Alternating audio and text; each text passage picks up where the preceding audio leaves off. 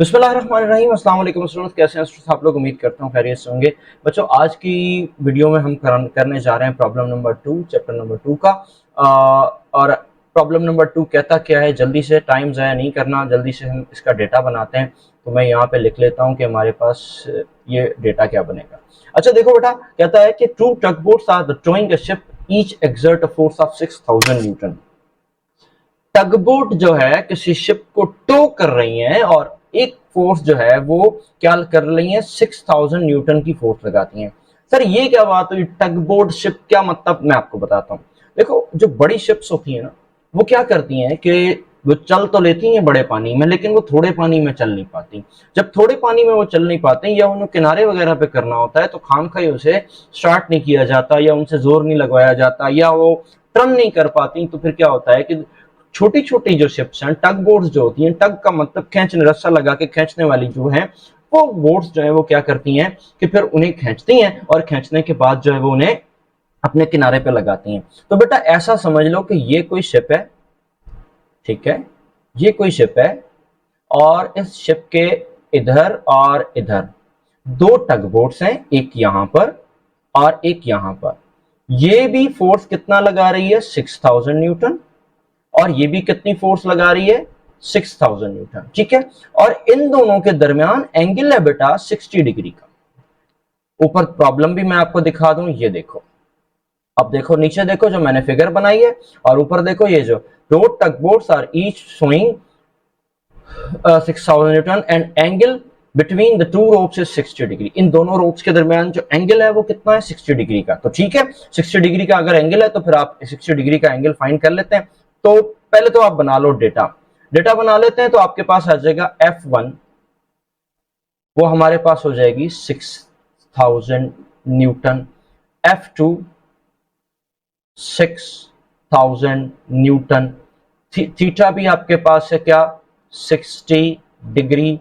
और आपको क्या फाइंड करना है, यहां पे देखें, कैलकुलेट द रिजल्टेंट फोर्स। तो क्या करेंगे आप, रिजल्टेंट फोर्स फाइंड करेंगे, राइट। अब मैं चाहता हूं सॉल्यूशन की तरफ।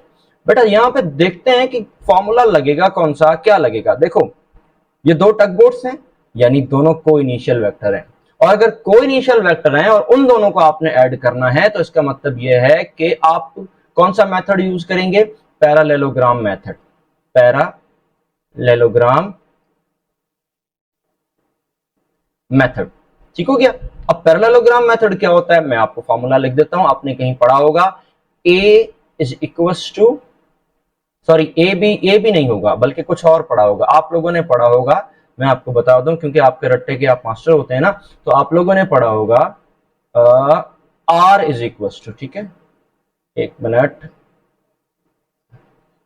Are is equals to A square plus B square plus 2ab और साथ में आ जाएगा कॉस थीटा। तो देखो बेटा, अब यहां ए और बी तो नहीं है, बल्कि यहां पे क्या बन जाएगा, R is equal to, R भी नहीं बल्कि क्या, यहां पे मैं लिखता हूं एफ इज इक्वल टू, क्योंकि हमें एफ फाइंड करना है ना।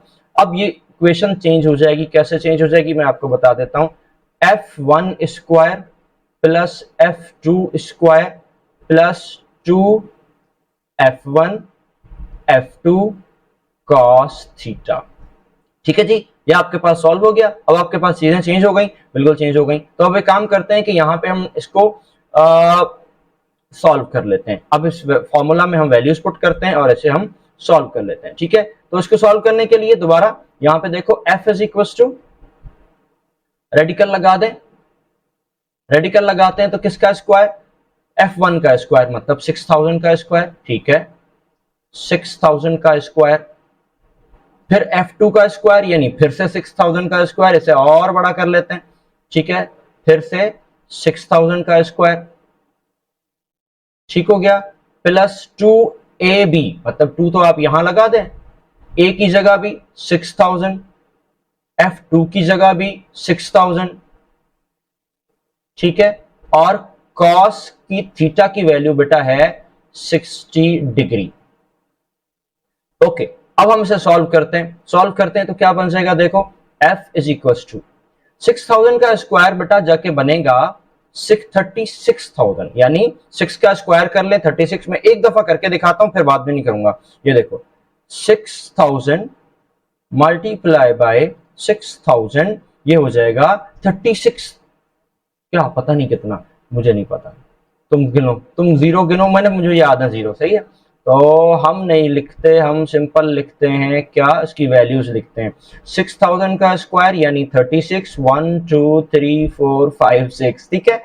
फिर 6000 का स्क्वायर अगेन 36, 1 2 3 4 5 6, फिर से 6000 का स्क्वायर है। तो अब आप एक काम करेंगे, इस 2 को अभी आप मल्टीप्लाई ना करें बल्कि इन दोनों को कर लें। क्यों ना करें, इसकी वजह मैं अभी बताता हूं, ठीक है। तो ये आपके पास हो जाएगा 36,000, अगेन वही 36,000, ठीक है।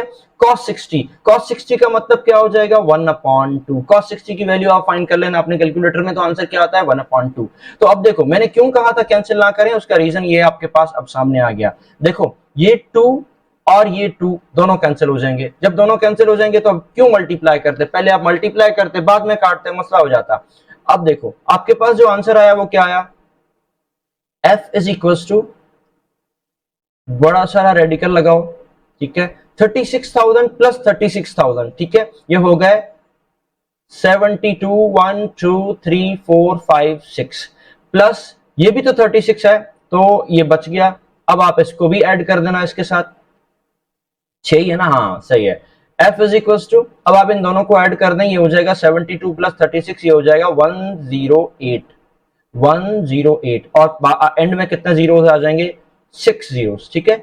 अगर प्रॉब्लम है तो आप कैलकुलेटर उठाएं और सॉल्व करके देख लें, कोई मसला नहीं। अभी जैसे हम भी सॉल्व करने लगे हैं, रेडिकल फाइंड करने लगे हैं, ठीक है। किसका रेडिकल फाइंड करना है, 108, 1 2 3 4 5 6, साथ में रेडिकल का ऑप्शन आ जाएगा, ये आ जाएगा 10392, राइट, 10392 न्यूटन। आखिर में पॉइंट के बाद कुछ छोटी सी वैल्यू थी वो हम नहीं लिख रहे, ये आपके पास आ गया। क्वेश्चन नंबर 2 सॉल्व हो गया, कोई मसला खत्म, प्रॉब्लम खत्म, इश्यू खत्म, ठीक हो गया। Thank you so much.